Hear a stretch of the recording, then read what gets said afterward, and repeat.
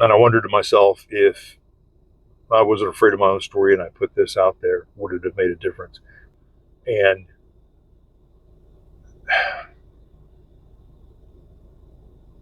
the story behind the preface, again, I was afraid of my story. I didn't want to put it out there because I was afraid of what people would think about me and what people would say.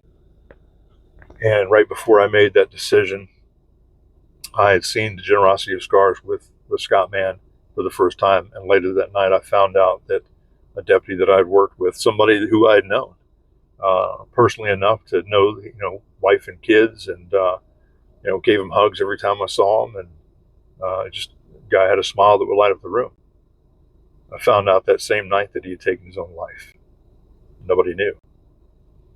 And I wondered to myself, if I wasn't afraid of my own story and I put this out there, would it have made a difference?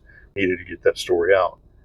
And the next morning, Michelle and I sat on the back porch and had a cup of coffee, and we both talked about it. And it's something that hit me pretty hard, because I was living through that story, and then, of course, somebody close to me had lost their life, and I didn't know what to think of it. And Michelle also sat back there, and she said, I think about his wife and his children, because knowing where I was when it got critical for me, and knowing that she knew and was along for the ride, um, she said, I can't help but to put myself in his wife's position and think to myself, knowing that you were going through this and knowing there's something I could have done, if I was not brave enough or could not have brought this to you to get help, I don't know that I'd ever recover from this.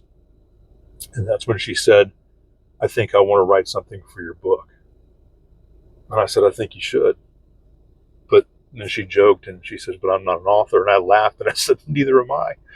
Uh, so over coffee that morning, sitting on the back porch, she got her laptop and fired it up, and she typed the preface to Hiding in Plain Sight.